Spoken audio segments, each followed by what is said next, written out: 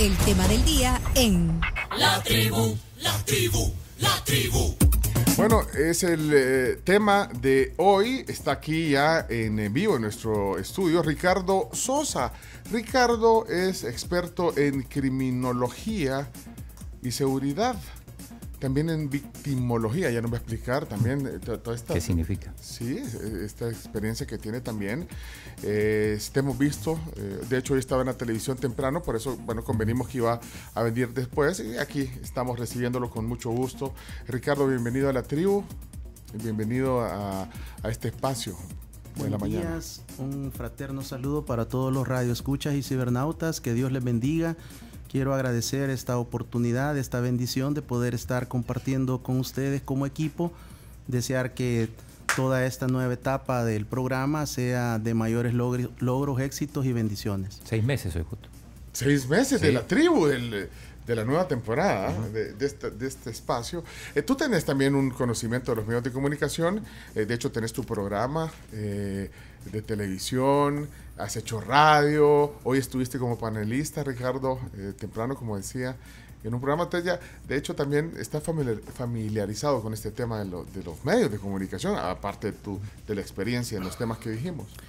Realmente el tema de los medios llegó como una añadidura. Recuerdo que el primer programa que yo tuve propio fue en Radio 102.9 bajo la dirección de Tony Cabezas, quien me invita a conformar el primer programa especializado de seguridad, y ahí estuvimos 7 años en la radio brindando este servicio para poder abordar diferentes temas, no solo de seguridad pública, sino que desarrollábamos temas de seguridad ciudadana, de protección personal.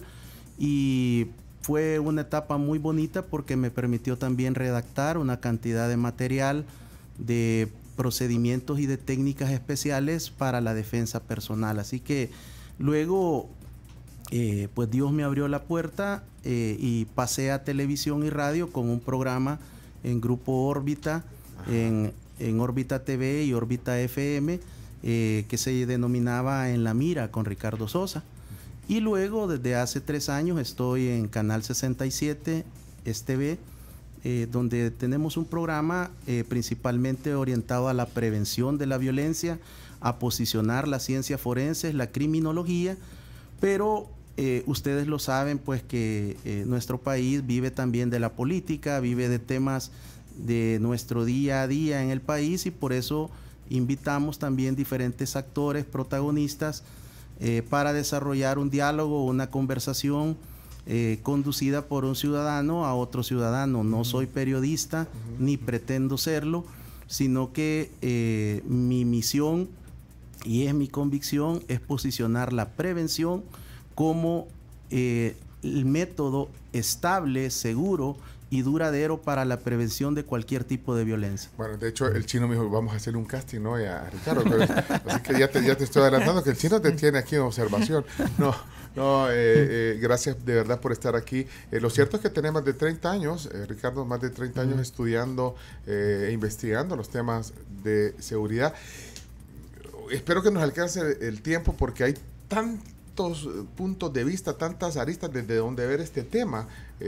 Imagínate, bueno, primero entender, vea, porque bueno, tú tenés una maestría en criminología, tenés posgrados en criminología, psicología jurídica, forense, ciencias forenses, en temas de seguridad nacional, en temas de seguridad para empresas, de seguridad que a veces, yo creo que ya identificó aquí todos los huecos de seguridad que tenemos, ya identificó. Ya hizo el diagnóstico. Y creo que Chacarita debería ir a un curso con Ricardo, pero entonces hay un montón de lados desde donde podemos ver eso.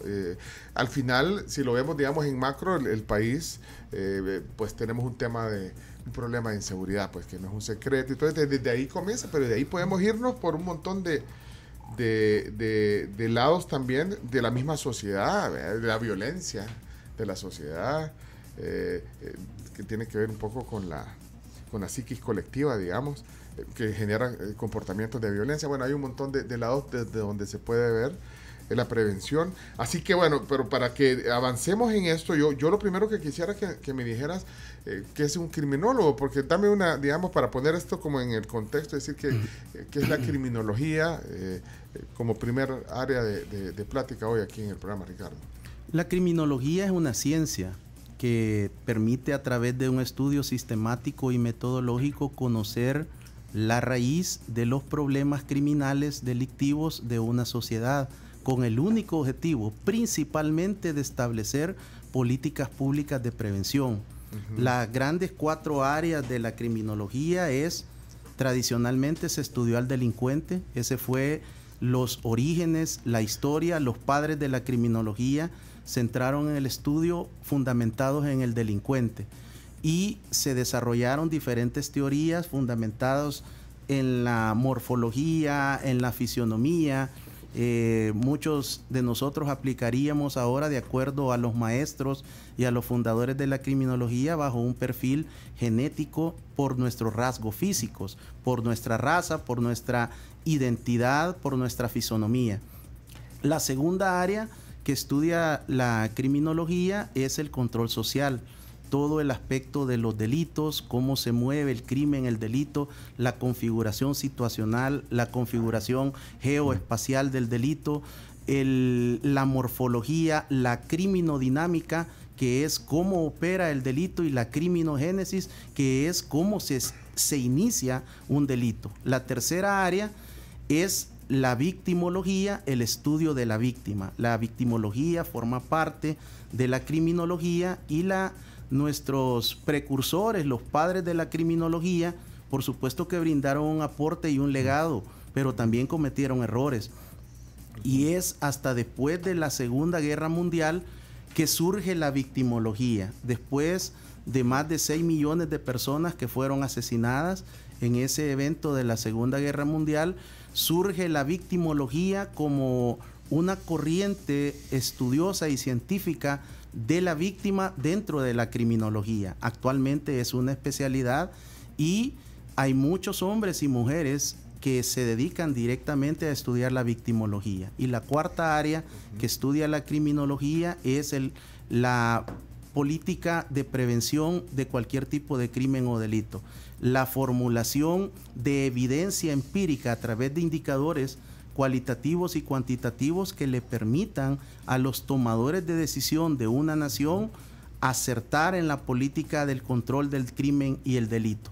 Y por supuesto que hay que decirlo que la criminología forma parte de las ciencias forenses, y las ciencias forenses en términos generales está conformada por la criminología, que ya la describí, la criminalística, que es escena del delito, y la medicina legal, que es la medicina que se utiliza en el momento del foro o de la audiencia. Y aquí aprovecho para orientar a los radioescuchas y cibernautas que la palabra forense no significa homicidio, no significa muerto, no significa cadáver, no significa delito ni crimen.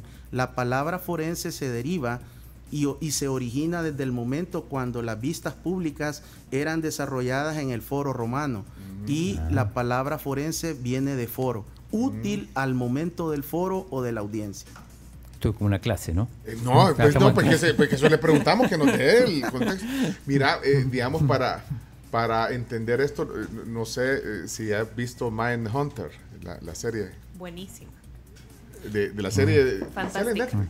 Ahí están, pues sí, son agentes del FBI que investigan, ¿verdad? A través de, bueno, y ven los perfiles psicológicos de los criminales en serie, sí. Específicamente. Uno de los daños que ha recibido mayoritariamente la criminología son esta serie de series. Ay, de verdad. Perdón. Pero está basada en hechos reales. Porque crea estereotipos. Algunas son fundamentadas en historias, en casos judiciales. Ajá. Incluso tienen la sabiduría de invitar a la o el policía o el investigador o ex fiscal y replican a través de diferentes actores lo que fue el momento del caso. Pero tenemos otras series más famosas, más comerciales, que son las que están impactando mucho en nuestro país y que son falsas, que son Espérate, pero mentiras. Mindhunter, como dice Krams, está basada en hechos reales y todo, pero le ponen un Lo poco que de pasa ficción. es que siempre hay un componente a través de la televisión, de la pantalla chica, de Hollywood, del cable, que debe de fundamentarse en esa parte emotiva y no dejan de llevar el componente de sangre, que es el que vende. Okay, entonces, de hecho, no es una buena referencia la que hace. Yo creo que, o sea, las personas en nuestro país principalmente, pero este es un fenómeno también en América Latina, están consumiendo mucho estas series que tienen que ver más con escena que con criminología. Yo la sugerencia que hago es que tengan mucho cuidado porque, digamos, la serie que más impacta en el país está presentándonos imágenes que son falsas. Por ejemplo, CSI debe ser la que esa sí. Pero ¿has visto Mindhunter? No. Sí, la he visto. Okay. La he pero visto. Pero CSI pero sí. yo, en términos generales, yo no consumo ese tipo de series. Porque Pero estas tampoco, CSI o Lucifer, todas estas sí están distorsionando la realidad están distorsionando la realidad de lo que es la criminología y confundiendo la criminalística. Por ejemplo, hay muchos equipos incluso que son impresores y que ellos hacen que supuestamente hacen una recolección de evidencia de sangre y la imprimen. Creo que son aspectos que venden, que a los jóvenes les están llamando mucho la atención. Por ejemplo, en algunas escuelas criminológicas que yo pertenezco de México, se está estudiando este fenómeno porque muchos de los aspirantes a estudiar la licenciatura en criminalística han llegado mayoritariamente influenciados por estas series. Pero, digamos, lo que sí es verdad de esa serie es que parte de los actores representan a investigadores o fiscales que tienen 6, 7, 8 casos de homicidios en un año. Muchos de ellos solo tienen 3 casos en un año. Por eso es que cuando llega la denuncia, cuando llega la víctima, se ve que se activan de una manera inmediata y que en cuestión de horas han cerrado un caso. Eso creo que está muy alejado de la realidad. Menos aquí. De la realidad norteamericana, con tanta violencia y crimen que tienen. Y por otro lado, de la microrregión de Guatemala, Honduras y El Salvador, que es la microrregión más violenta del mundo en pleno 2022. Interesante. Vamos a materia ya de lo que yo quisiera entender del trabajo que tú haces y el análisis que haces tú, Ricardo. Del diagnóstico que podrías hacer de nuestra sociedad. Yo hablaba, se puede hablar de una psiquis colectiva, yo decía hace un rato, por todo el comportamiento de violencia que vivimos. Entonces yo no sé, ¿cuál sería el diagnóstico de la sociedad salvadoreña? Podemos partir por ahí, porque, bueno, en tanto, bueno, si lo ves en la calle también, no vimos la cantidad de gente que se pelea en la calle. Sí, hombre. El caso de los helados, ¿verdad? De ahí el otro que se pasó llevando al gestor. Sí. Vaya, pero estamos hablando ahí, digamos, de una sociedad, vaya, pero entonces, ¿cuál es el diagnóstico? ¿Se puede partir así, Ricardo, hacer un diagnóstico de nuestra sociedad? Sí, Pencho, de hecho, eso fue parte de lo que a mí me motivó a estudiar criminología. Yo vengo participando en medios de comunicación desde el gobierno del expresidente Francisco Flores. Y llegó un momento que cuando el entrevistador, el periodista, me cuestionaba sobre algunos aspectos, en primer lugar yo noté de que el presentador, el periodista, no se preparaba adecuadamente para los temas de seguridad que en aquel momento eran más complejos. Pero también detecté que habían momentos, Pencho, en los cuales yo en el set me sentía que no tenía la respuesta. Y en lugar de mentir, en lugar de brindar un dato falso, yo comencé y tomé una decisión en aquel momento de estudiar lo que no existía en el país y era la criminología. Y le aposté a un proceso de aproximadamente 15 o 20 años para convertirme en mi meta, que la estoy consiguiendo es ser un investigador científico de la criminología. Te motivó también que no veías que te hacían las preguntas y vos no tenías alguna respuesta, entonces eso fue principalmente esa pregunta que usted me hace, Pencho, sobre el hecho del origen de la causa estructural de la violencia. Por lo tanto, comencé a encontrar y a buscar en la criminología si yo podía, a través de esta ciencia, encontrar la respuesta, y la encontré. ¿Y cuál es el diagnóstico entonces que podrías hacer? El diagnóstico fue de que no solo la criminología me podía brindar la respuesta, sino que a través de las ciencias forenses y las ciencias auxiliares comenzar a estudiar la violencia estructural de nuestra sociedad. El tiempo es corto, pero para tratar de resumirlo, tuve que llegar hasta momentos de los lencas y los pipiles en nuestro territorio. Y hay que irse hasta eso hasta para poder entender. para comprender por qué en marzo del 2022 tenemos que estar hablando de intolerancia. Incluso a través de la literatura y diferentes libros de la historia, de sociología, de antropología forense, de criminología, yo he podido encontrar de que los orígenes de nuestra sociedad ya estaban remontados a nuestros antepasados y que aquí estaba proyectado que los mayas nos conquistaran previamente. Y hay una narrativa apasionante en la cual se detalla que los mayas enviaron una expedición a observar a los lencas y a los pipiles, y el parte de situación que subió hasta ahora a territorio mexicano a través de los mayas era que los pipiles y los lencas eran bolos, violentos, maltratadores de niños y mujeres. Era una sociedad o una cultura que privilegiaba la violencia como respuesta a cualquier diferencia y conflicto. Y ese diagnóstico histórico de los mayas cuando quisieron conquistar a los lencas y a los pipiles es actualmente lo que nosotros tenemos. Una sociedad que hemos sido enseñados y hemos replicado e imitado, que cualquier diferencia o conflicto nosotros lo resolvemos y privilegiamos por medio de la violencia. Se podría decir que eso ya viene de fábrica, no sé cómo explicarlo, ya lo traemos en el ADN. En el ADN, no sé, en los genes. Realmente, a través de la neurociencia y la criminología, nosotros podemos comprender ahora más algunos factores de herencia, algunos aspectos de ADN y de herencia que están siendo heredados en algunos cromosomas que se han detectado que pueden inducir a una conducta violenta. Bueno. Pero sigue siendo mayoritariamente el ambiente biopsicosocial el que desarrolla las conductas previas a convertirse en un delincuente o un criminal. Por eso que a veces hasta en chiste, lo digo hasta en chiste, la gente dice, ay, esto no lo vas a ver en Suiza, dice. Claro. Cuando ponen una imagen de un tema de intolerancia aquí en nuestro país, dice, ajá, ¿cómo dicen? Imagínate vivir en Suiza. Y perderte de esto, o sea, lo ponen hasta en chiste, pero entonces eso, al final, en el fondo, poniéndolo serio, tienes razón, decir, bueno, pues sí, es parte de nuestro gen cultural. Países en Europa, Pencho, tienen tasas de homicidios que oscilan entre el 0.05 y el 1 por cada 100,000 habitantes. No es que están exentos de crímenes, pero cuando existe un homicidio en esas sociedades, es realmente una nota que llama y estremece a esa sociedad. Nosotros creo que lo que más nos ha afectado es que nadie nos ha enseñado una cultura de paz y de sana convivencia.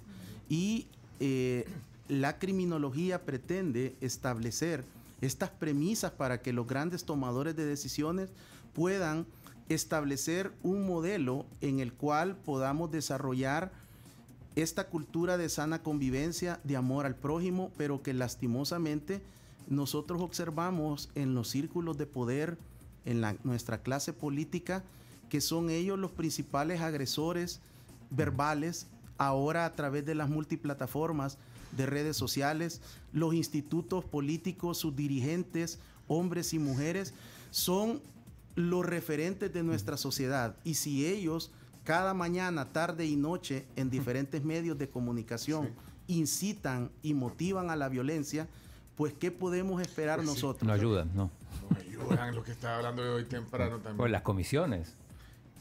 Digamos que no es una situación solo del 2022. Esto yo lo relaciono y lo ubico previo al momento de la conquista. Hay otro momento también importante que es entre la conquista y el descubrimiento y todo el accionar de los españoles, que por cierto, muchos de ellos murieron en las batallas enfrentándose a los lencas y a los pipiles. Incluso Pedro de Alvarado fue herido casi de muerte en lo que ahora conocemos como el sector de Acajutla, y él juró con maldición que regresaría a nuestra patria una vez recuperado. Y se puede documentar que Pedro de Alvarado pasó aproximadamente 9 meses en su lecho de muerte herido en esas batallas cuando se pretendió conquistar a lo que ahora es nuestro país. Pero luego llega el momento de la independencia, y entre 1821 y 1850, Pencho, se generaron 5 conflictos armados, iniciando estos 200 años de república. Por lo tanto, nuestros antepasados, desde que se fundó la República de El Salvador, nunca han podido tener un momento de paz. Y nuestra generación tampoco. Nuestra generación nos correspondió vivir nuestra juventud y nuestra adolescencia durante el conflicto armado. Luego llega un supuesto acuerdo de paz. Lo que hubo fue, en aquel momento yo ya trabajaba en temas de seguridad. Recuerdo muy bien cuando llegó el momento de las negociaciones finales, y muchos expertos, muchos consultores en aquel momento decían: sociedad salvadoreña, prepárense, porque lo que viene para ustedes es un alza en delitos patrimoniales, el surgimiento del crimen organizado, de la delincuencia organizada. Y así sucedió. Y así está sucediendo. Entonces, aquella indiferencia, Pencho, con la que yo me encontraba las pandillas criollas en los alrededores de Lula Ula, del Parque Centenario, de la Esquina de la Muerte, cuando caminábamos con mis compañeros y salíamos de clases, estos pandilleros de la Mara Chancleta, de la Mara Guineo, de la Mara Mau Mau, de la Mara Máquina, que ya existían en 1986, en 1988, y que nos detenían a nosotros, los que andábamos vagando fuera de las clases, ya de nuestra jornada, nos detenían, nos hacían una escena o un episodio de breakdance, y si nosotros queríamos, le regalábamos una moneda de 5, 10 o 25 centavos de colón. Y si no querías, o no podías, o no tenías, ellos no te atacaban. Pero nosotros, en aquel momento, nuestros compañeros, el Estado mismo, la sociedad, los vimos con indiferencia, y ahora tenemos las consecuencias. Dice Charlie aquí, al fin alguien confirma lo que yo siempre he pensado, que tenemos un gen loroco, dice aquí. Bueno, lo pone un poco de indiferencia, pero bueno. No, justamente a raíz de eso, o sea, Ricardo está pintando un panorama, esto viene de la época de la colonia, de la época de la independencia. Esto no viene de arrastre y no se soluciona en 5, 10, 20 años. Pero ¿cuál es el método? Digo, el método ante un escenario como el que claro, estás planteando, papá. Entonces es la realidad. Porque si no es irreversible esto ya. Tú haces un diagnóstico y ahí está. Ya nos hiciste, bueno, tenemos más tiempo para entrar en detalle, pero vaya, vos le estás poniendo así. Ante ese escenario, entonces, eso es lo que quieres decir. O sea, claro, sí. ¿cuáles son las políticas? ¿Qué hay que hacer? O si es irreversible, pues, porque si no se solucionó en no sé cuántos cientos de años. No, yo soy un convencido que hay respuesta, y es a través de la criminología, es a través de las ciencias forenses, que puede aportarle a los tomadores de decisiones de un Estado los insumos y la evidencia para que no sigamos construyendo políticas públicas basadas en ocurrencias, sino que en evidencia empírica. Y para eso que no sigamos haciendo políticas basadas en ocurrencias, dijiste. Definitivamente. Y de forma empírica. Empírica, sin evidencia empírica. Yo creo que el papel del criminólogo en una sociedad es vital. Yo sueño y espero que, si el Señor a mí me permite unos 80 años de vida, poder comenzar a observar un primer modelo de seguridad en el cual no solo tengamos psicólogos en las escuelas, sino que exista un criminólogo al menos para cierto número de escuelas y que podamos trabajar en la prevención de la violencia. Ahora, las bases estructurales, mi sugerencia muy respetuosa para el Estado salvadoreño sigue siendo, y lo mantengo, es la primera infancia. Hacer un giro a la educación desde la primera infancia, y en esto tiene un papel fundamental la familia.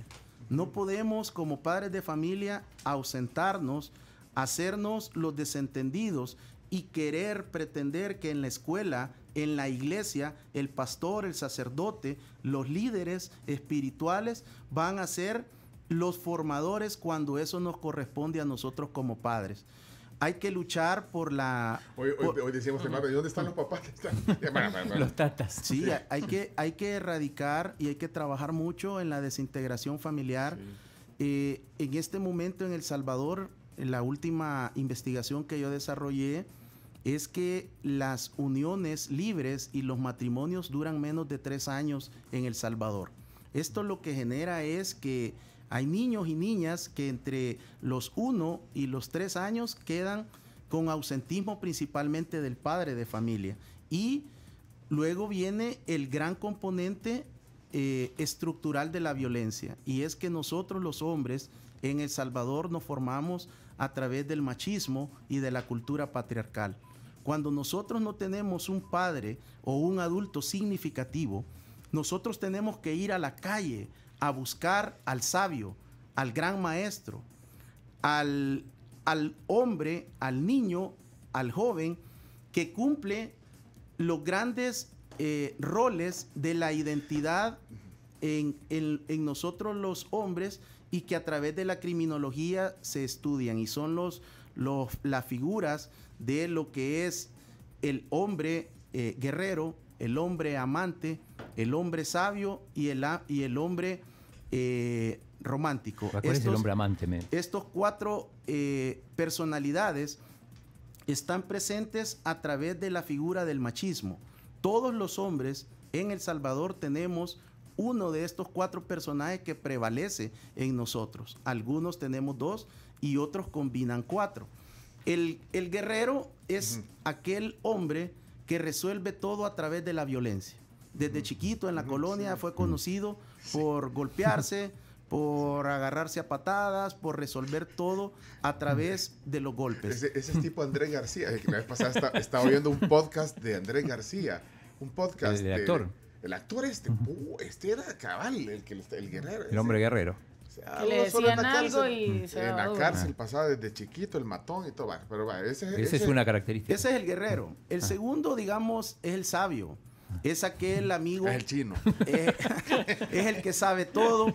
Es al que le preguntamos ante la ausencia de nuestro padre, cuando llega el momento de nuestra adolescencia y tenemos todos estos cambios en nosotros, vamos y le preguntamos a él: ¿cómo puedo hacer para conquistar a una niña?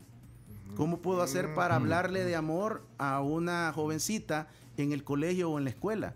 Viene el sabio y nos dice lo que tradicionalmente le enseña el machismo a nosotros los hombres, y nos habla del falo, nos habla de lo que es el pene, nos habla de lo que es la penetración, y nos enseña que la figura de la niña, de la adolescente y de la mujer sirve única y exclusivamente con un fin sexual, que es la penetración. Este sabio, este profeta, en las colonias, en las escuelas, en los institutos, en las universidades, en los centros de trabajo, siempre está presente. A él se le consulta todo en materia de sexo, en materia de alcohol, en materia de relaciones sentimentales. Es una persona que se le hace rueda, y que es una persona que él en su interior no vive, no experimenta lo que está diciendo. Y es uno de los grandes protagonistas que le ha hecho mucho daño a la sociedad salvadoreña. Luego tenemos el otro tipo de figura, que es, por supuesto, que el amante, que es aquel que cuenta historias sublimes en cuanto a que él, al momento de encontrarse con una mujer, dura tantas horas sin tener ningún orgasmo. Y eso lo que hace es generar en nuestra identidad masculina que nosotros tenemos un problema en nuestra ideología, en nuestra concepción sexual. Habla y detalla y describe tamaños del órgano genital masculino. ¿Es ser machista también de alguna manera o no? Es la parte de los 4 personalidades de la figura del macho. Y El luego macho, tenemos también la representación del hombre que quiere resolver todo a través de el conflicto que le genera el no poder desarrollar relaciones fraternas, relaciones afectivas, y que está formado a través de las 2 grandes cualidades del machismo, que son los mandatos y las prohibiciones. Nosotros en El Salvador a través del proceso de la socialización en las escuelas, en los colegios, en los institutos, se nos otorgan prohibiciones. Ejemplo, no jugues con niñas, no te vistas de rosado, Pues sí. no jugues con muñecas, no jugues de té, y otra serie de prohibiciones. Mandato, ir donde las prostitutas a partir de los 12 años. Mandato, no sea homosexual con palabras muy salvadoreñas. Otro mandato es no llore. Sí, Otro mandato es que la mujer no te quite lo del gasto. Sí. Estos mandatos y estas prohibiciones forman el concepto conocido como masculinidad hegemónica.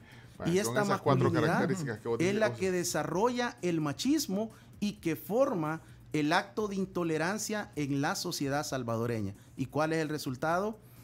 3 grandes resultados. Los hombres en El Salvador asesinamos a otros hombres. Los hombres en El Salvador asesinamos a mujeres. Y los hombres en El Salvador nos asesinamos a nosotros mismos. Bueno, entonces ahí están, ese es un perfil, digamos. Ese es el perfil de la sociedad salvadoreña construida desde un formato machista y una cultura patriarcal.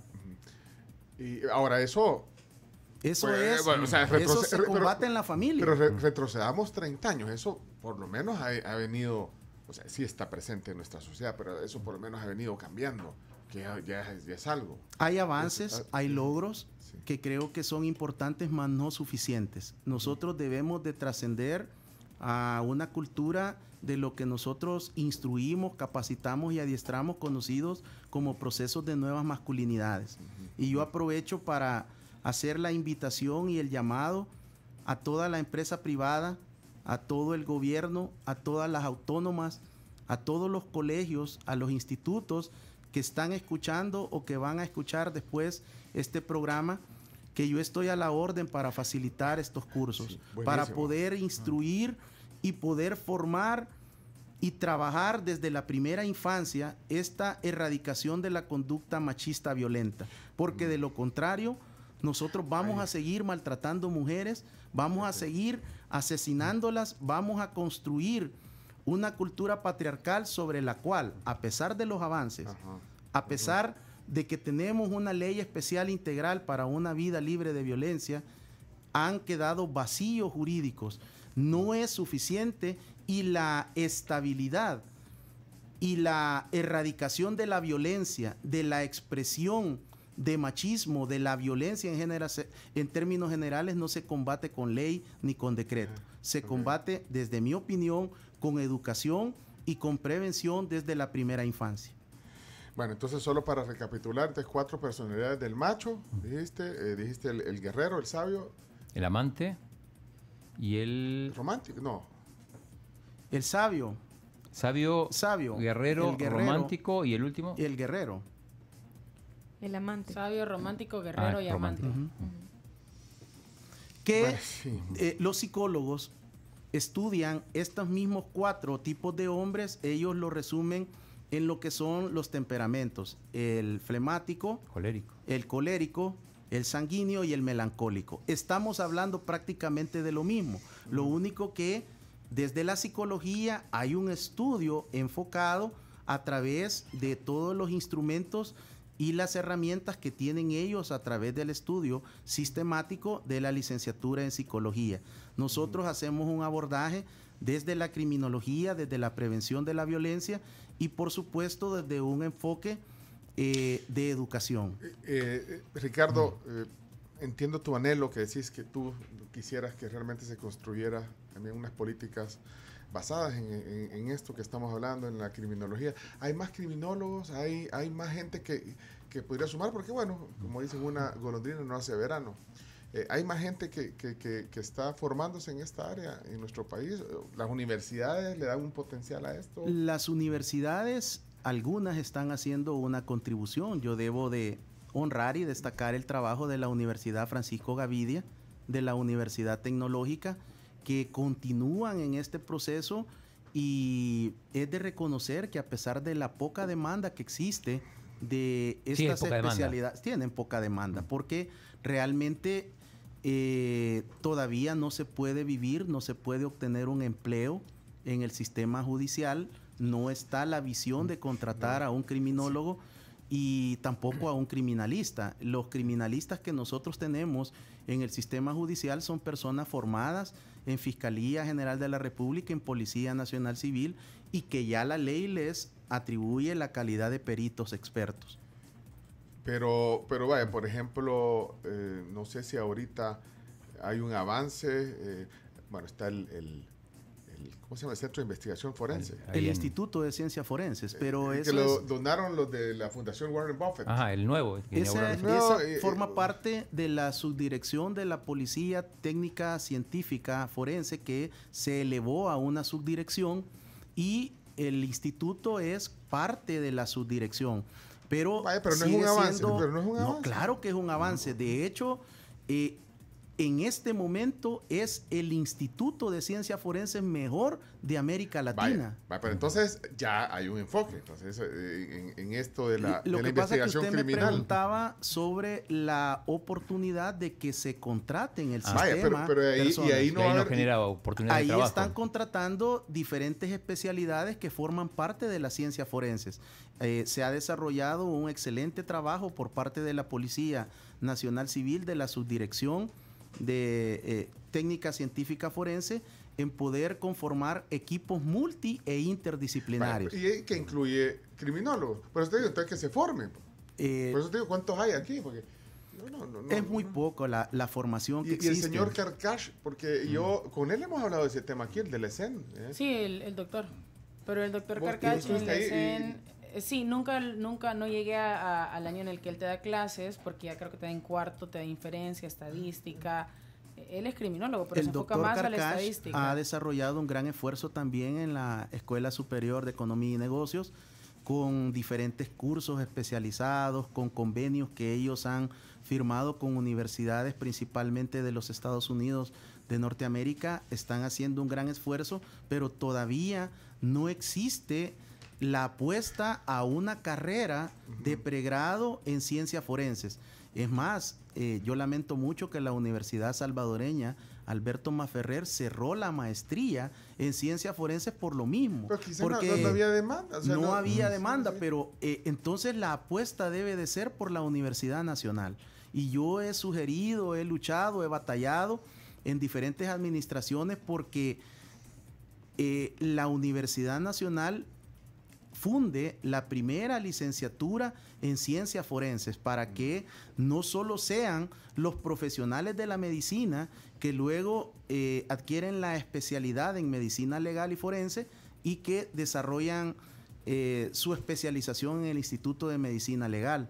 Creo que debemos de trascender y al menos pues creo que uno de los legados que yo trataré de continuar luchando es hacia la fundación de una carrera de pregrado que permita trabajar para una generación en los próximos 40 años. Las generaciones usualmente dentro de la criminología se miden en 40 años. Miren, voy a hacer un paréntesis para los que recién encienden radio y dicen, ¿quién está hablando ahí? Pues es Ricardo Sosa, experto en criminología, victimología y seguridad. Está aquí hoy conversando con nosotros. De hecho, estamos transmitiendo en Facebook la plática también. En Facebook tuvimos un programa al inicio. un problemita, pero ya estamos. Y además en latribu.fm. Estoy leyendo comentarios aquí, aprovechando este paréntesis. Digo, hoy sí hay cátedra en el programa. Dice. Cátedra, sí. Y varias gente lo ha puesto, fíjate, porque aquí lo puso Efraín, dice, hoy sí hay cátedra. Hay preguntas. Y dice también aquí, Guillermo, toda una cátedra con excelentes puntos de vista. Una pregunta, si existen esas 4 tipologías negativas, ¿cuáles son las tipologías positivas? O la meta a la que debemos de llegar para que sea equilibrado esto. Felicidades, tribu, siempre son calidad total. Gracias. Ya vamos a tener chance para responder porque solo estoy como viendo aquí algunos textos. Dice, hoy en día reina el vulgar, el relajo, la mala crianza. Imagínate, dice Charlie, solo quienes son los referentes en este país, ellos son los que están exacerbando más a la majada. Un cóctel tóxico, dice aquí. También preguntan si, hablando de los 4 arquetipos de la masculinidad, existe el arquetipo de el rey. Por supuesto, es una de las figuras también que algunos autores la privilegian y la ubican como el número 1, que es prácticamente la figura del arquetipo de aquel hombre que le gusta que le sirvan en su casa y en el trabajo. El centro de atracción es el macho puro que llega a casa y que tiene que ver la polémica, los programas deportivos, los noticieros, porque necesita estar bien informado y no colabora. Quiere que le tengan la cena servida. No colabora. Ese es, digamos, el arquetipo del rey y que también es una figura que le sigue haciendo mucho daño a nuestra sociedad. En una sociedad como la nuestra, donde las personas piden que vuelva la guardia, la policía de Hacienda, se instale la pena de muerte para dar solución a los problemas como las maras, delincuencia y lo más triste, una sociedad que se proclama cristiana, hay mucho trabajo que hacer, hay mucho trabajo que hacer. Gracias por dar a entender la necesidad de cambiar. Feliz día, dice aquí Roque. Muchas gracias al señor Roque por este comentario, porque me permite también establecer de que esto es un trabajo de largo plazo. Quien lastimosamente, al menos desde que yo doy seguimiento a estos temas de la política, que es desde la presidencia de el ingeniero José Napoleón Duarte, mi abuela era seguidora de él, fuimos al entierro, nos llevó a la vela al entierro, y yo recuerdo muy bien pues las historias de mi abuela que para mí fueron fundamentales. Por ejemplo, ella era admiradora del general Martínez y me comentaba todo el periodo del martinato, a tal punto que una de mis primeras investigaciones, cuando yo tuve las técnicas básicas para investigar, fue el periodo del general Martínez. Mano dura. Bueno, mi abuela me decía que el general Martínez ordenaba que se le cortaran las manos a los ladrones. Me decía, si estuviera el general Martínez no existieran pandilleros, me decía que los dejaba cutos. Y una serie de situaciones que, bueno, era mi abuela, era mi madre. Era en otros tiempos. O sea, yo la escuchaba.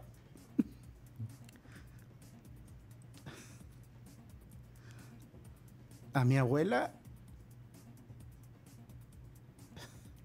me ayudó tanto a entender la necesidad de nuestra sociedad, a poder desistir de una carrera de solamente hacer negocio o solo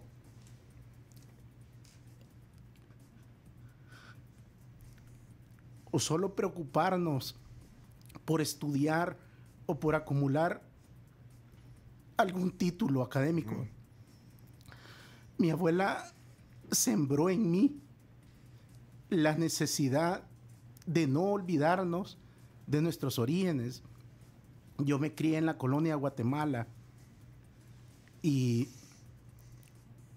caminábamos mucho. Ella nos llevaba en la ruta 10, en la ruta 11, íbamos a visitar a nuestros tíos, a nuestra familia, íbamos a los parques de la colonia Vista Hermosa, y yo aprovechaba cada minuto para tratar de entender cuál era nuestra sociedad. Y cuando yo decido estudiar odontología en 1989, lo hice motivado porque ella siempre me dijo, trata de estudiar algo donde puedas ayudarle a la gente.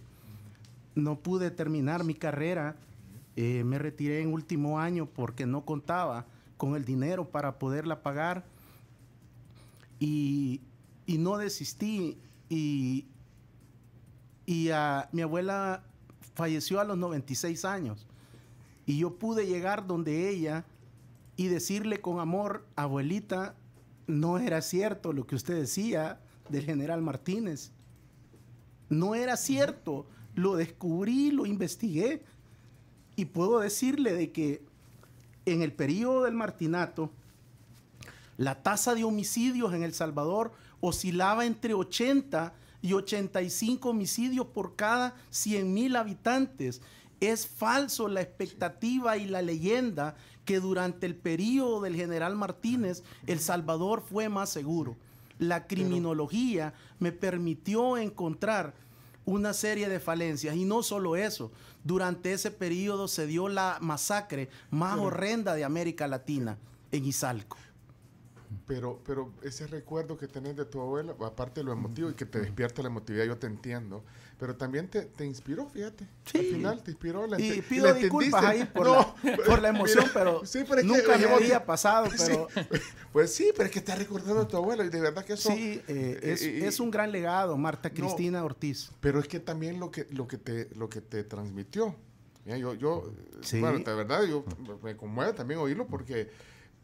Pero es que la entendiste, ¿eh? Pero aunque después dijiste no tenía razón, pero... ¿Es un mito? ¿Qué? Yo le debo a ella, sin entenderlo, sin conocer los planes y propósitos de Dios, porque yo decidí estudiar criminología no por hacer dinero, no por buscar un puesto, sino por entender y por comprender y ayudarle a la sociedad salvadoreña a que entiendan que nuestra violencia debe de ser erradicada. Que debemos de construir un nuevo modelo de sociedad fundamentado en la participación ciudadana. Sí. Qué excelente homenaje, dice Byron, le acabas de hacer a tu abuela. Seguí adelante, dice... También dice, aquí... Chapó, dice, para este señor con mayúsculas. ¿Quién es este señor con mayúsculas? Pregunta Dorita aquí. ¿Qué motivo de reconocimiento? Mis respetos. Roque pone, Bárbaro Ricardo, eres un gran tipo, la muerte no te ha quitado la sensibilidad humana. Ánimo. ¿Sabes qué? Vamos a hacer un corte, sí. Una pausa. Todos, esta es la hora que desayunamos, vamos a desayunar. Espero que, gracias. Que no hayas desayunado porque te dijimos, o sea, se nos hizo tarde para desayunar. Beltrán Bonilla no te dio desayuno. No. Bajo fuego me agarró, así se llama el programa del licenciado Beltrán Bonilla. Sí, pero Ricardo, gracias por estar aquí. Bueno, Ricardo Sosa se llama el invitado que hoy está aquí con nosotros, experto en criminología y seguridad. Gracias por lo abierto que estás en esta plática y tenemos un segmento más, vamos a correr porque vamos a desayunar, pero yo quisiera irme de todo esto un poquito hasta llegar a la situación en la que estamos actualmente. Bueno, la violencia homicida que tenemos en nuestro país, todos los casos de intolerancia que tenemos, lo que vimos en el estadio, por ejemplo, la vez pasada. Sí. No. Bueno, de hecho nos mandó un audio, Ricardo, cuando estamos hablando del estadio. Pero ¿sabes qué? Guardamos eso. ¿Tenés tiempo? Porque nosotros estamos... Hoy empezamos porque tenías el programa de televisión, pero estamos agradados de que estés aquí chambreando, tertuliando con nosotros, Ricardo. Menú de desayuno. Sí, desayuno porque aquí está de La Pampa. Tienes Vino. que elegir. Vamos a desayunar. Vamos a hacer un corte. ¿Qué hay? Tenemos las siguientes Cami. opciones. Tostadas francesas acompañadas con miel.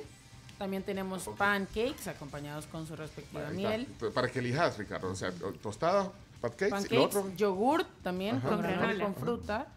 Huevos con loroco, que son los huevitos revueltos con loroco, queso, plátano y frijoles fritos. También traen salsitas roja y verde. Y el desayuno típico, que son huevos revueltos con vegetales, chorizo argentino, plátano frito, frijoles molidos, queso y aguacate, todo acompañado con jugo de naranja. Recién ha venido, viene directo de La Pampa. ¿Qué se te antoja? Yogur, por favor. Yogur, perfecto. Así, Fit. así es la cosa. Súper saludable. Mire, quiero poner voces de la tribu. Adelanto una, la de nuestra gran amiga Telma. ¿Qué pasó, Telma? Hola muchachos, gracias por el... Mira, ponete los audífonos, dame los audífonos a Ricardo. Solo para ir a la pausa. Melinda Gates escribió... Espérate, vamos a ver. Adelante, Telma. Hoy sí está oyendo Ricardo. Hola muchachos, gracias por el tema. La señora Melinda Gates escribió un libro muy bueno que se llama Momento de Despegue, Moment of Lift en inglés. y cómo el empoderamiento de la mujer ayuda tanto a una sociedad.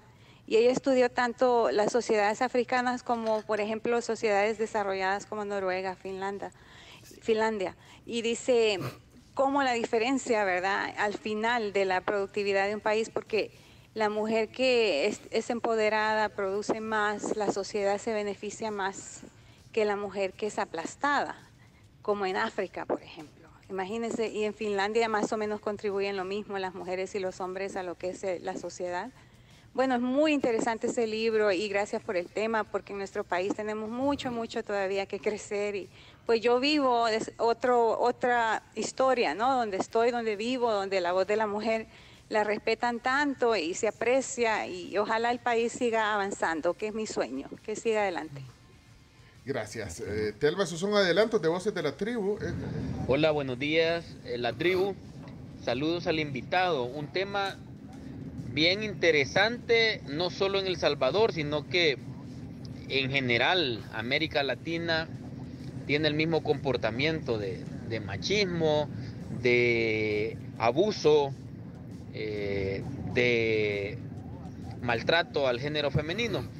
Pero en este momento quiero hacer una reflexión, porque yo no tengo cuenta de TikTok, pero de repente entras a YouTube o entras a Instagram y ahí te ponen videos cortos que son cargados en la plataforma de TikTok, y veo como tanto hombres como mujeres, el 50% de todo es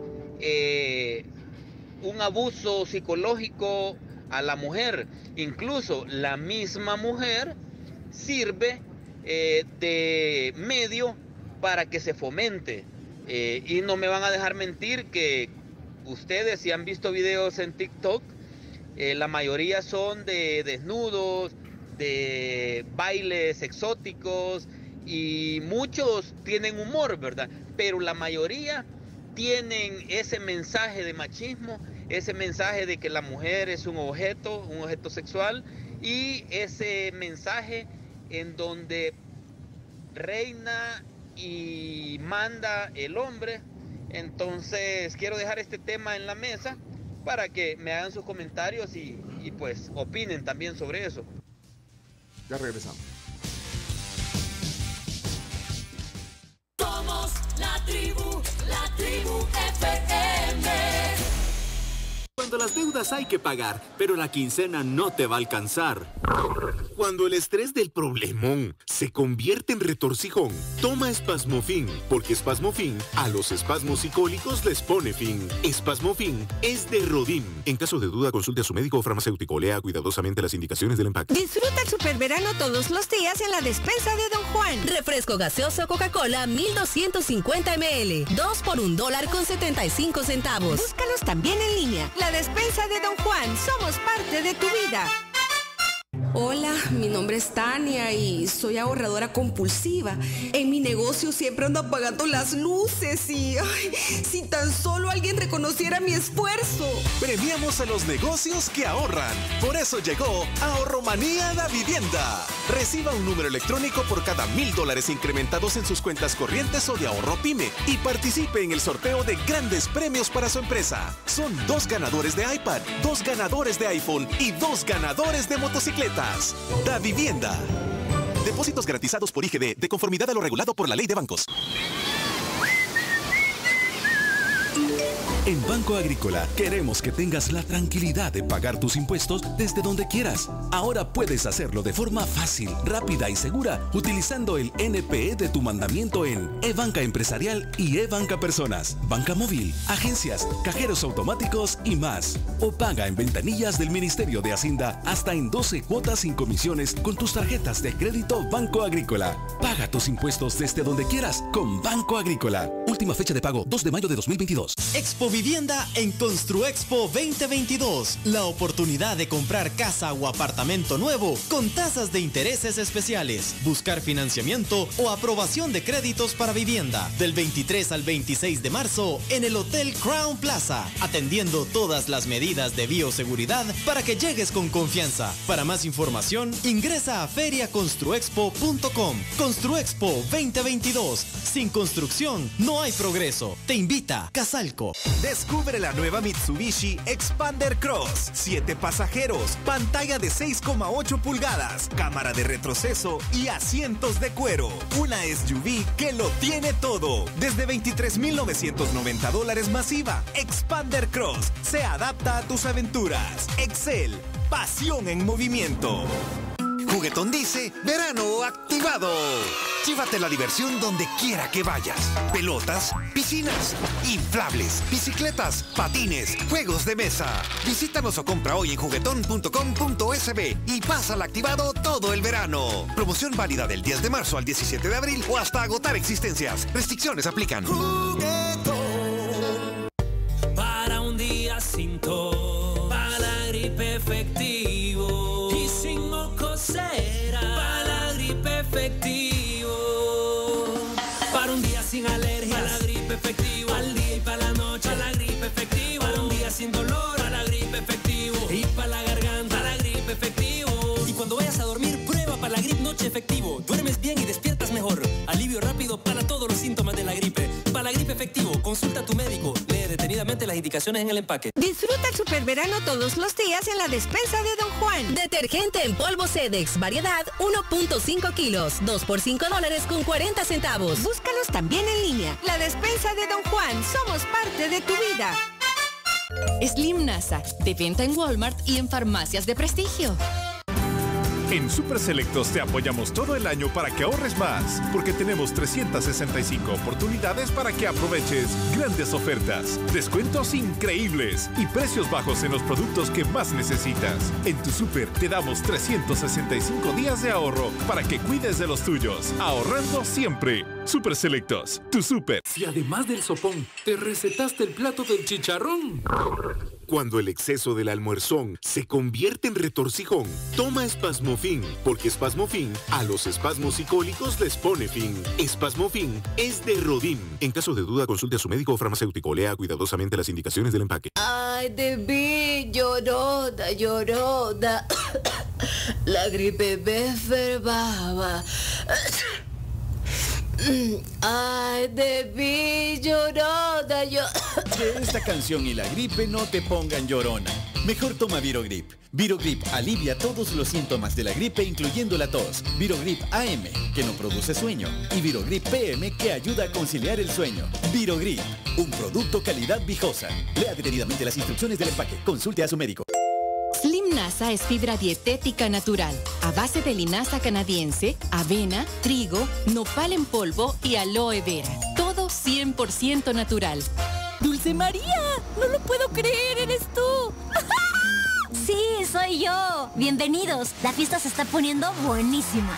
Soy Dulce María y te invito a celebrar el aniversario 16 con las promos más rebeldes de Volaris. Aprovecha hasta 80% de descuento más 10% con Big Club en volaris.com. Volaris. Aplica únicamente reservación básica y clásica. Compra del 13 al 15 de marzo de 2022. Viaja del 13 de marzo 2022 al 31 de octubre de 2023. Sujeto a disponibilidad. No incluye TUA, impuestos ni servicios adicionales. Más detalle en la sección de promociones en volaris.com. Soy Rodrigo Lisiu, gerente general de Restaurantes Don Lee. Cuando empezamos este emprendimiento familiar, tuvimos la visión de ser los referentes de la gastronomía asiática a nivel regional. Y con el proyecto de USAID vamos a poder generar 150 nuevos empleos para personas que son nuestro motor de día a día. Con el proyecto de USAID para la competitividad económica, más de 12.500 empresas han logrado dar pasos gigantes, generando más empleos para familias que buscan un mejor futuro. Juntos, los salvadoreños podemos ser gigantes. Bonjour mon chéri, mi nombre es el chef Jean-Pierre y le doy la bienvenida a nuestro Le Paris Fest en The Coffee Cup. Ahora te invitamos a relajarte y a ponerte cómodo mientras le presentamos nuestras deliciosas bebidas que hacen homenaje a mi gran nación francesa. Disfruta de nuestro crème brûlée o un Paris frappé. ambas en opción fría o caliente. ¡La la! Este festival sí vale la pena y está para chuparse los dedos. Vive, sonríe y disfruta en The Coffee Cup, la mejor experiencia de café en El Salvador. La tribu. Escucha La Tribu de lunes a viernes desde las 6 de la mañana por Fuego 107.7 y en latribu.fm. Somos la tribu FM. Bueno, buen provecho. Gracias a La Pampa. De verdad, se pueden ir a cualquiera de las sucursales. Bueno, hay varias sucursales que tienen desayunos hasta las 11 de la mañana, ¿verdad, Carlos? Así es. Bueno, la primera de ellas es Santa Elena, que tiene desayunos de 7 a 11 de la mañana, de lunes a domingo. Y específicamente Bella Vista, planes de renderos, de viernes a domingo. Y Bambú y Final Paseo, exclusivamente los fines de semana, para que vayan. Y también, si quieren más información sobre alguna reservación, algún evento que tengan, pueden mandar un correo a lapampa.reservaciones@gmail.com o contactarse con ellos al 2508-0500. Bueno, hoy aquí en el tema del día, invitado especial Ricardo Sosa, experto en criminología y seguridad. Estoy leyendo un montón de comentarios, pero bueno, quiero avanzar también en unos temas que me interesa conocer la perspectiva de Ricardo, pero voy a leer por ejemplo, de Liz. Buenos días a todos, buen provecho. Qué interesante charla. Admirable el nivel de compromiso de su invitado. Ojalá un día como sociedad podamos avanzar y educar de mejor manera a nuestras nuevas generaciones. Iván dice, espectacular entrevista. Lloré junto a Ricardo, extraño a mi abuela paterna, identificado totalmente. José, Ricardo es un científico de la criminología. Yo lo sigo desde hace muchos años. Éxitos y bendiciones. Bárbaro Ricardo, eres un gran tipo, dice aquí alguien. Bueno, ese creo que ya lo había leído antes. Y así, varios comentarios que estoy viendo aquí, pero voy a poner algunos audios porque hay varios, y si quieren dejar alguno que tenga que ver con el tema de hoy, ahí nos los dejan. Pero es que quería ir de lo que venimos ahorita, de la cátedra que dio de la criminología, y luego entender un poquito también el tema de dónde venimos, dónde estamos. Ya he puesto el diagnóstico, digamos, de una manera general aquí, Ricardo, en el programa, pero aterricemos, digamos, en algunas cosas que pasan. Por ejemplo, la violencia homicida en El Salvador. ¿Cómo vamos? O sea, ¿ha pasado algo? Tú decís que hay políticas que no se han hecho, que tú venís empujando esto desde hace varios años, incluso han pasado varios gobiernos, desde Paco Flores decías. Pero entonces, ¿qué ha pasado con la violencia homicida en El Salvador? ¿Cómo hemos cerrado este periodo, el año que terminó, el 2021? ¿Qué hay de las políticas actuales? El plan control territorial. Entonces, ¿cómo podrías hacer, digamos, en pocas palabras, un diagnóstico, un resumen de eso, Ricardo? Bueno, después de estudiar el periodo del Martinato, el segundo estudio metodológico que desarrollé fue sobre la violencia homicida, para comprender por qué asesinamos tanto en El Salvador y por qué estas tasas de homicidios por cada 100,000 habitantes han oscilado en promedio entre 70 y 104 asesinatos por cada 100,000 habitantes desde la fundación de la República. Creo que me especialicé en el homicidio, en el feminicidio, en los asesinatos de mujeres, que no es lo mismo. Rápidamente, no todo asesinato de mujeres es un feminicidio, porque lastimosamente se ha tratado de confundir sobre lo que es el asesinar a una mujer. A nivel internacional, el feminicidio, como lo conocemos en El Salvador, es femicidio. El femicidio es el asesinato de una mujer por su condición de ser mujer, por odio, por su género. El feminicidio a nivel internacional implica la impunidad y la complicidad del Estado en no atender los feminicidios. Y el asesinato de mujer, yo lo explico de una manera muy práctica, como que esta mañana en una unidad de transporte colectivo, que es el lugar más inseguro para la mujer y para la sociedad salvadoreña es el transporte público de pasajeros. Y el segundo lugar más inseguro en El Salvador es la parada de buses. Entonces, sí. Bueno, vayan tomando nota que estos son datos. Es lo que quería que me diera Ricardo ahorita. Datos, sí, pero ahí están dando algunos. Entonces, el asesinato de una mujer es cuando en un transporte público de pasajeros se sube un delincuente o un oportunista, saca su arma de fuego y amenaza al hombre que va con el celular. Me amenaza a mí y me dice, dame el celular. El machismo, lo que yo he aprendido de la cultura, me hace decir no. Y tengo una 38 especial o una 45 o una 9 milímetros, que son las 3 armas cortas más utilizadas en El Salvador. La tengo enfrente, la tengo montada, cargada y manejada por un inexperto, que está drogado, que está bajo los efectos de drogas o alcohol, y él espera que yo le entregue el teléfono. La mente criminal lo que hace es establecer una respuesta esperada de lo que yo voy a hacer. Como yo le niego el aparato, él se descontrola y no haya que hacer. Entonces, lo que le dice a él, su interior es disparar. Viene él, hace este movimiento, para los que nos observan en las multiplataformas, hace este movimiento, amenaza al hombre, pero le dispara a la mujer que iba en el asiento de atrás y la asesina. Eso es un asesinato de mujer. ¿Cómo sería feminicidio de acuerdo a la ley salvadoreña? Que este ladrón o este grupo de ladrones separen a las mujeres de los hombres y cometan el asesinato de la mujer. Ese sería feminicidio. Creo que es oportuno también establecer esta premisa. Luego, durante...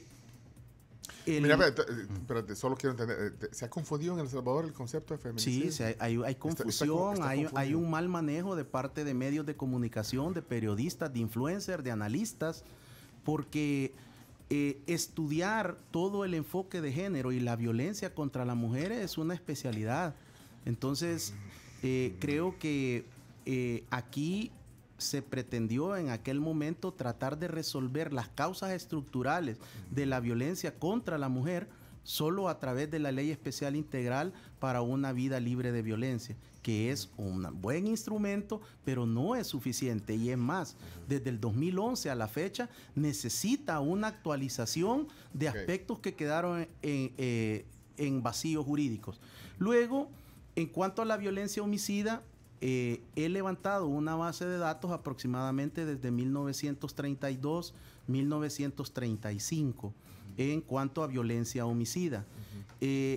Al inicio de la fundación de la República, entre 1821 y 1824, El Salvador carecía de imprenta, no habían periódicos.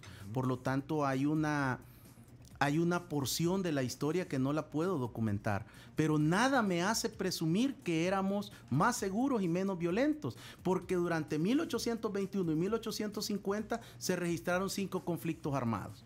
Entonces, ¿qué es lo que sucede? Luego llegamos a la firma de los acuerdos de paz en 1992. De 1992 a mayo del 2019 se registran en El Salvador, en tiempo de paz, en época de paz, más de 110,000 homicidios, los cuales los tengo documentados por año. Desde 1992 en época de paz. 110,000. Más de 110,000 homicidios. Esto lo que nos permite es confirmar por medio de la evidencia que tenemos un problema estructural de violencia que está en nuestra sociedad y que se refleja a través del homicidio como la máxima expresión de violencia. Esa es la importancia del homicidio. La violencia homicida se estudia por regiones, se estudia por continentes, se estudia por microrregiones y, por supuesto, la tasa de homicidios por cada 100,000 habitantes es el indicador más internacional para medir el nivel de violencia de una sociedad. Por eso siempre se habla de homicidio.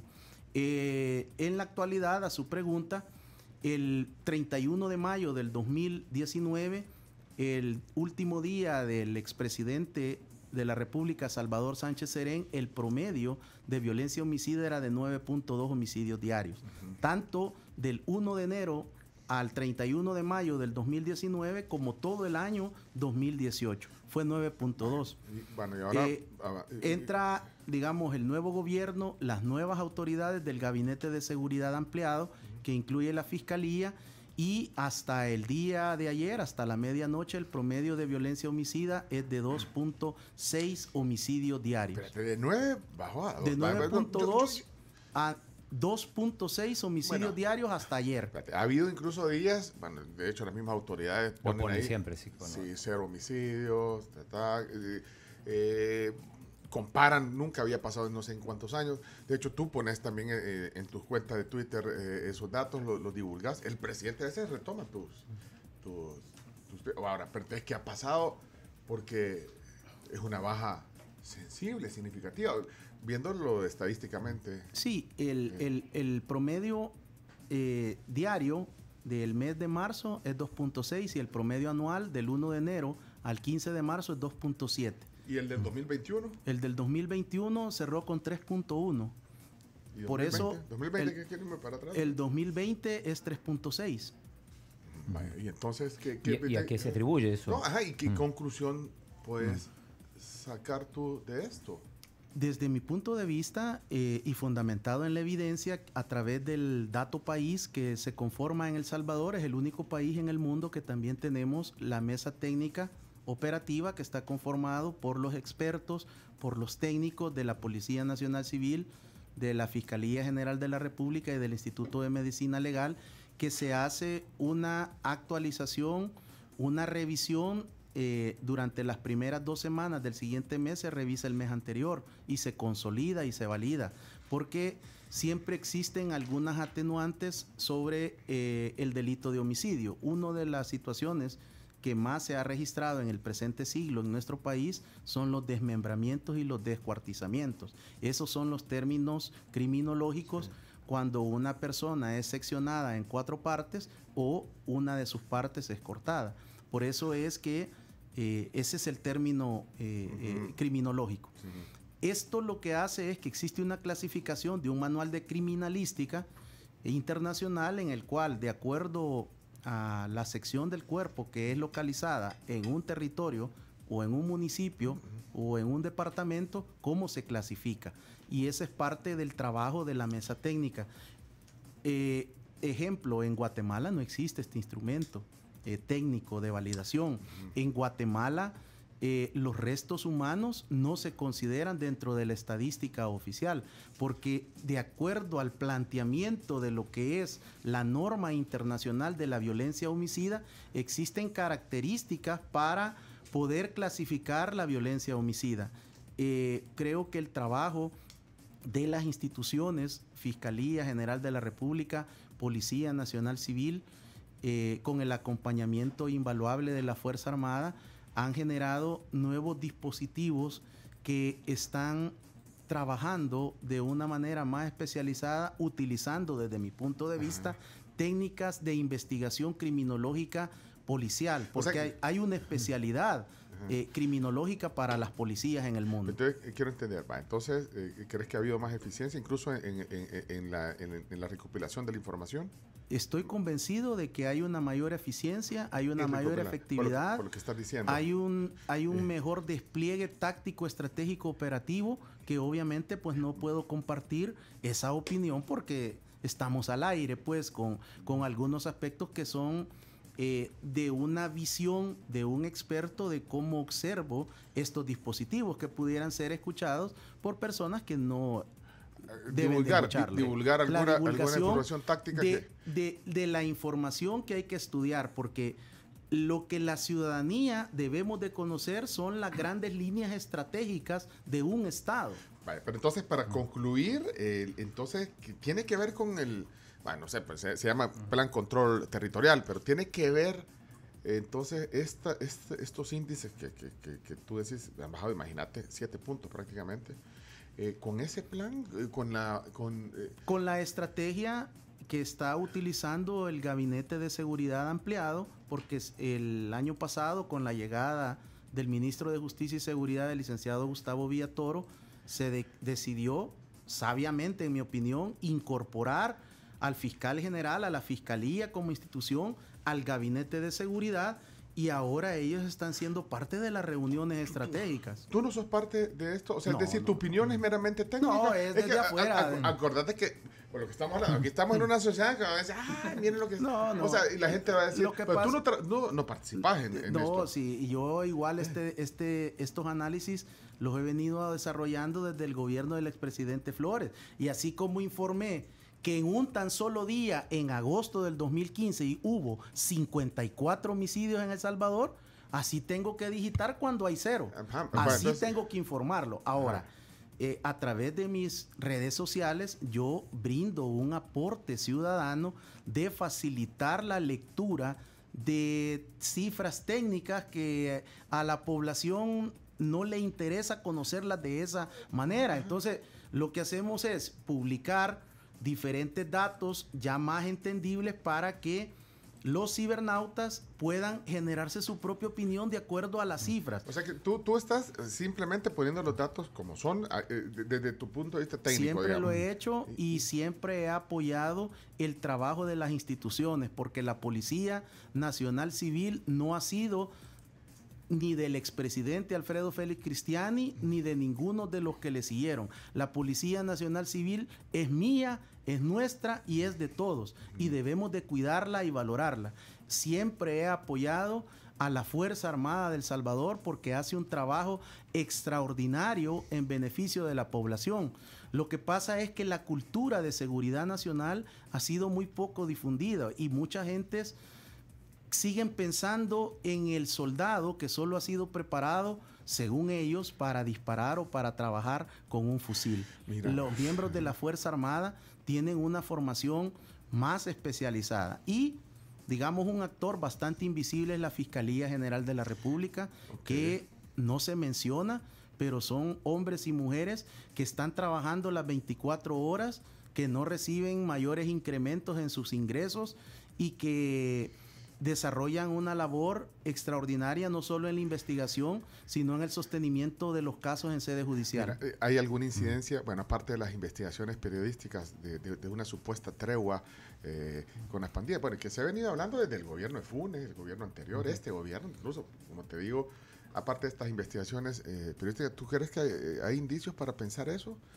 ¿Hay indicios y que eso sea también parte de que se reflejen en los datos? ¿Qué pensás, Ricardo? Ahí le respondo de la siguiente manera, Pencho. Yo tuve la oportunidad de entrevistar en mi programa de televisión al exfiscal, el doctor Raúl Melara.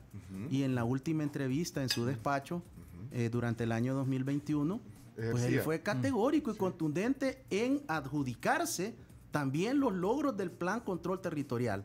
Porque en ese momento, si él tenía indicios, tenía evidencia, ¿por qué no los presentó en sede judicial? Porque esta investigación o esta línea de investigación, aparentemente, según lo que se ha conocido a través de la revelación del medio de comunicación digital, es una copia fiel del expediente, Pencho. Entonces, si esa copia se la hubieran facilitado a este programa, ustedes se hubieran llevado los créditos. Pero en este caso, es una tradición que la Fiscalía del doctor Melara hacia atrás le permean siempre información de interés y de connotación política pública a este medio. Entonces no solo lo hizo la administración del doctor Melara, sino que también la administración del exfiscal Douglas Arquímedes Meléndez y hacia atrás. Entonces, cuando existe una línea de investigación, yo lo que le puedo aportar es que existen alrededor de 5 a 10 líneas de investigación fiscal en un caso determinado. Pudiera ser, porque no me consta, que esta es una de 5 o más líneas de investigación que en aquel momento la administración del doctor Melara estaban desarrollando. Lo que sí creo también prudente decirle es que esta investigación solo pudo haber sido manejada máximo entre 4 a 6 personas, entre ellos el exfiscal Melara. Por lo tanto, uno de estos 4 o de estos 6 personas, exagerando, es la que ha filtrado la información al medio periodístico. Bueno, Luis, Luis ahí contesta tu pregunta. Saben que se me perdieron muchos de los mensajes, pero ustedes tienen ahí, me imagino. Yo tengo que, aquí. Tiene, bueno, hagamos una recapitulación. Maru Herrera. Sabes que tenemos que ir terminando porque, tiempo me va a faltar. Maru Herrera. Vamos a poner audio, entonces ahorita. Sí. Ah, bueno, pongamos algunos audios. Hola, Maru. Solo no sé si me le bajaste volumen. No sé. Ponela ahí, ponela. Buenos días, amigos de la tribu. Qué buena noticia que tienen al invitado Ricardo Sosa. Yo lo he escuchado mucho. Es una persona pues que desde mi punto de vista tiene toda la preparación y conocimiento y una muy buena base cristiana.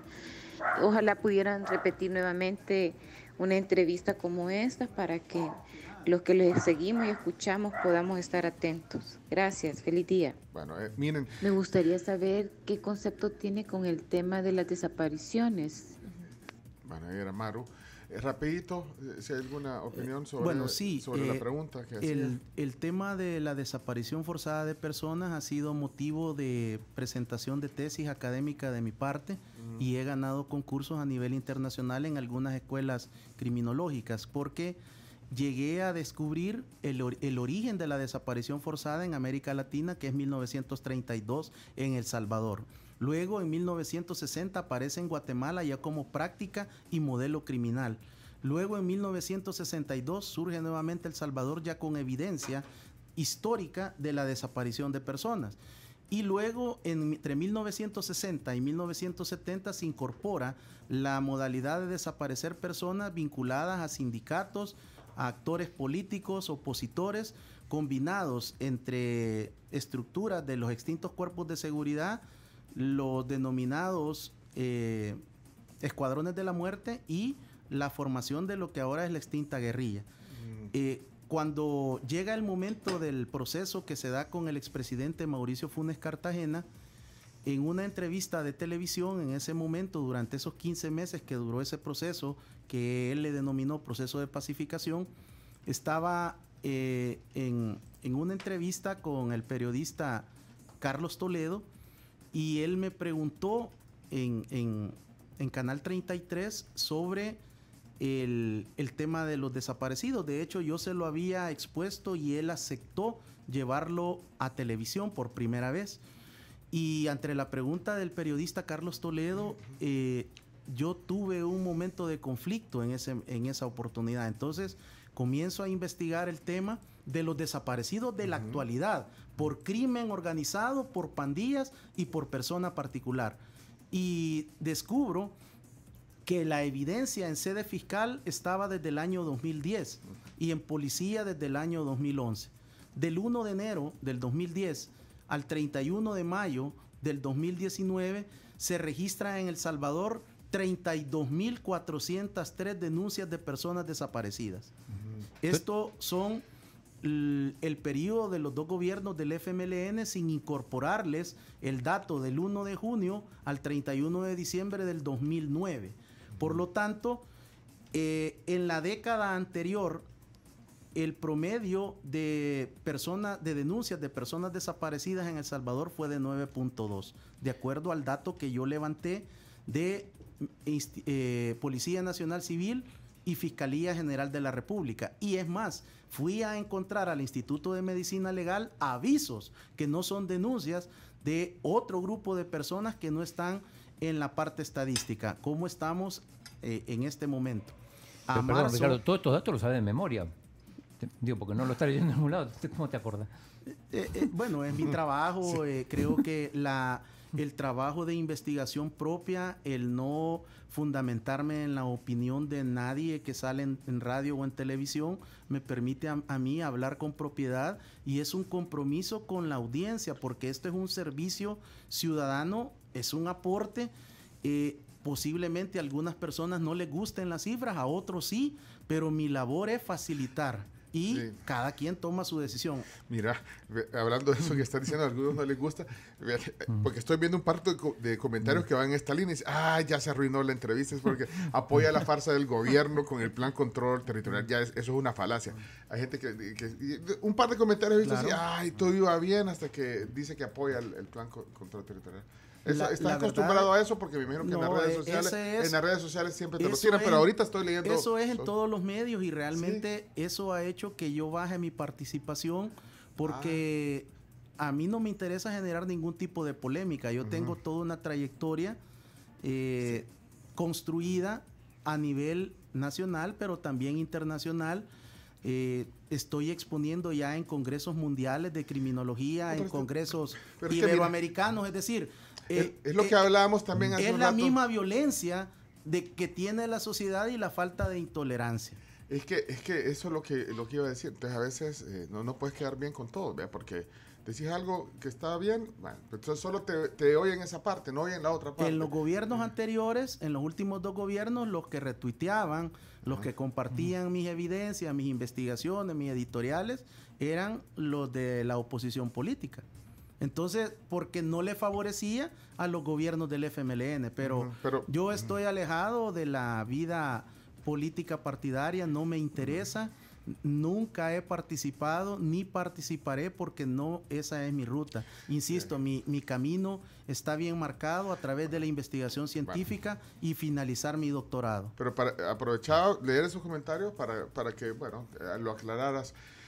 ¿Estamos tarde o no? Sí, estamos el último tarde. dato que quiero compartir es vinculado al nivel de intolerancia y violencia de la ciudad, del país. El delito número 1 en El Salvador no son los homicidios ni son las personas desaparecidas, son las amenazas. Solo en el año 2021 se registran más de 12,000 denuncias en un tan solo año por amenazas. ¿Y los que denuncian? Porque los que no. Esto hace que El Salvador registró en el 2021 más de 1,000 denuncias mensuales por amenazas. El segundo delito que está en el país son las lesiones culposas y el tercero son las lesiones. Por lo tanto, esto es el indicador de la violencia estructural que tiene nuestra sociedad, el nivel de intolerancia al cual nosotros debemos de renunciar a la venganza. Había una pregunta que hizo Camila sobre los arquetipos y el amigo Radio Escucha decía, ¿cuál es la antítesis para los arquetipos? Y la antítesis son los procesos de nuevas masculinidades. Nosotros los hombres debemos de aprender y adiestrarnos en el manejo de la ira, en el manejo del estrés, en el manejo de la frustración. Entonces, cuando nosotros no tenemos ese adulto significativo desde pequeños, no nos enseñan a controlar la frustración. Y esto usualmente reaccionamos con ira y con enojo. Entonces, el camino es la deconstrucción de lo que aprendimos que se puede. Mira, ¿qué opinas de eso que generan gente que tiene influencia en el gobierno, en la sociedad, en los medios de comunicación, que generan ese tipo de violencia también? Es la misma violencia estructural que tenemos y que ahora trasladada a multiplataformas. En nuestra época no teníamos internet, no teníamos dispositivos móviles. Sí, pero los mismos que están, digamos, en posiciones de influencia están generando eso. Por eso ¿no te parece estamos llamados a que como sociedad, pero principalmente por nuestros líderes, nuestras lideresas, que nos den el ejemplo por primera vez de sana convivencia. Pero ¿identifica gente en el gobierno que genera eso?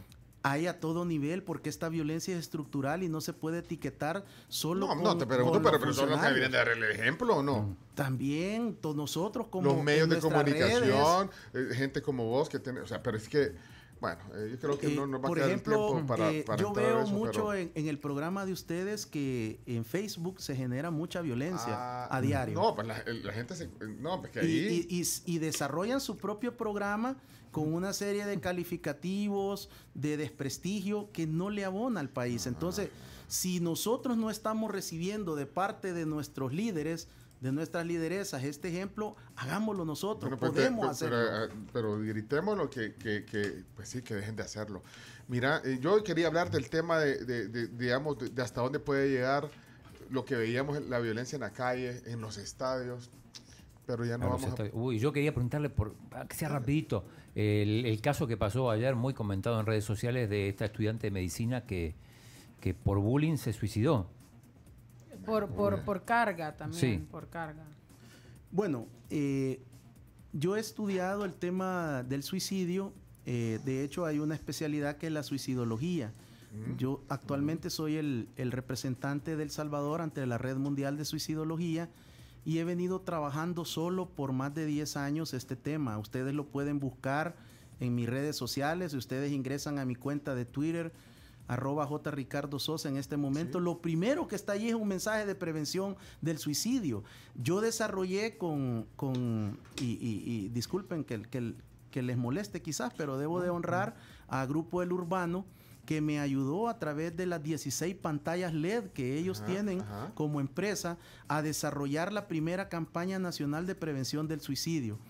La persona que se suicida no es un cobarde ni es un macho.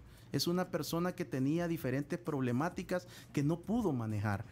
El año 2021 se convierte en el año con mayor índice de suicidios en El Salvador.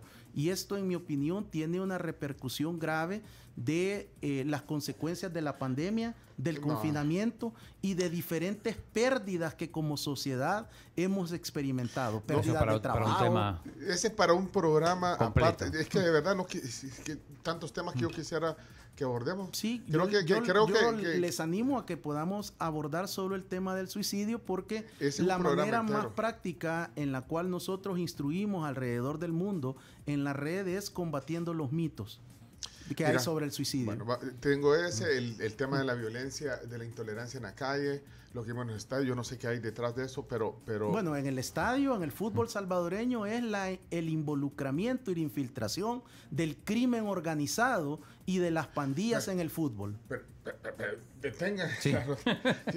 ¿Cómo así? Porque...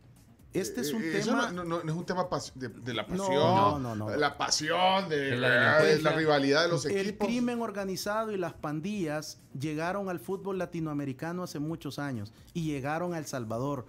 Están haciendo negocios al interior y en la periferia de los estadios con diferentes tipologías delictivas y criminales. ¿Y aquí está pasando ya? Aquí está sucediendo. Lo que pasa es que hay situaciones en las cuales el fanatismo que genera el fútbol... yo soy un aficionado a nuestra liga, la defiendo, la sigo. ¿A qué equipo le vas? A la Alianza, por supuesto. Y creo que esta etiquetación de a quién seguimos ha sido mal influenciada. De hecho, las barras, como las conocemos ahora, fueron una copia, una imitación, un fenómeno criminológico de las barras bravas de Argentina. Entonces, cuando nosotros... Y aquí, perdón, Claudio, pero nosotros copiamos lo malo. Esa es otra característica antropológica de la sociedad salvadoreña. Nos gusta imitar y replicar lo malo. Hay un estudio antropológico que yo desarrollé sobre nuestra sociedad que nos hace únicos en el mundo. Primero, somos el único país sobre la faz de la tierra que más del 30% de su población vive fuera de su país. Sí, eso nos hace... En segundo lugar, nosotros como sociedad privilegiamos y tratamos de resolver cualquier conflicto con la violencia. Mira, ¿cuántos subtemas vamos a sacar de esta plática? Uno por mes. Entonces, ¿Uno por mes? Creo que la Federación Salvadoreña de Fútbol como ente rectora tiene la responsabilidad y la obligación de construir y instruir a sus afiliados, a sus 3 ligas profesionales sobre un plan integral de seguridad. Ya basta de que la seguridad sea manejada por los gerentes, por aficionados, por dirigentes que no conocen de seguridad. Lo que tienen en los estadios es un problema de seguridad pública, no lo van a resolver los gerentes. Entonces, y lo otro es que debemos de reconocer que la violencia que se dio en el estadio Sergio Torres de Usulután, en Querétaro, en México, no está distante de nuestras sociedades. Es un reflejo de nuestra sociedad y de la intolerancia que cada día está en el Gran San Salvador y que algunos casos llegan a multiplataformas. Bueno, nos queda ahí, pero bueno, interesante mensaje el que has dado hoy también y te agradecemos porque vamos a seguir conversando. Y dijo, una vez al mes dice Chino que va a invitar. 10:06. Pasé el casting entonces, según la edición del Chino. Chino es el que es el lobista aquí. Sí, yo creo que hay una serie de temas de educación, de formación, de seguridad ciudadana, de evidencia de la criminología que podemos orientar para que sus radioescuchas y cibernautas puedan formarse una mejor opinión. Síganlo en Twitter, es Ricardo Sosa, si quieren incluso interactuar con él. Y se puede discrepar también con él, pero con respeto, tolerancia. Siempre respondo, siempre respondo. Tenemos también, yo vivo pues de ser un consultor, un asesor en materia de criminología corporativa y de seguridad. Me dedico a servicios múltiples en seguridad y pues estamos a la orden, videovigilancia, GPS, controles de acceso, monitoreo a distancia. Pues, traernos aquí algunas ya cosas. vamos a pasarles ponerle una cámara al chino. Hagámosle un seguimiento al chino. Hacemos mapas de crimen, mapas de calor para organizaciones, para sociedades. Eso es tu trabajo profesional. De eso vivo. Miren, síganlo en Twitter, J. Ricardo Sosa, o sea, @J. Ricardo Sosa en Twitter. Ahí pueden dar también información y conversar sobre esto y los servicios profesionales que da en temas de seguridad. Ricardo, gracias por la visita. No tenemos más tiempo, bueno, se nos fue, pero ya conociste el camino. Yo les agradezco mucho la invitación, que Dios les bendiga, muy finos por esta tertulia, por esta plática. Pido disculpas si a algún radio escucha no le ha parecido algún concepto. Yo le pido que deseche lo que no le sirva y que aproveche lo poco que pudo haber escuchado de provecho. Y creo que mi mayor éxito no es lo que Dios me ha permitido tener en lo académico y formarme, sino sostener mi familia. Tener un matrimonio de más de 30 años y sostener y sobrevivir a cualquier divorcio o a cualquier separación. Eso es lo más grande que nosotros podemos tener. El ver a nuestros hijos desarrollados, el permitirme ver a mis nietos y el poder ser un adulto significativo para ellas, para ellos y para todo aquel que necesite ayuda. Gracias, Ricardo. Ricardo Sosa, estará en podcast, la entrevista ya en un rato en las plataformas de La Tribu. Cerramos.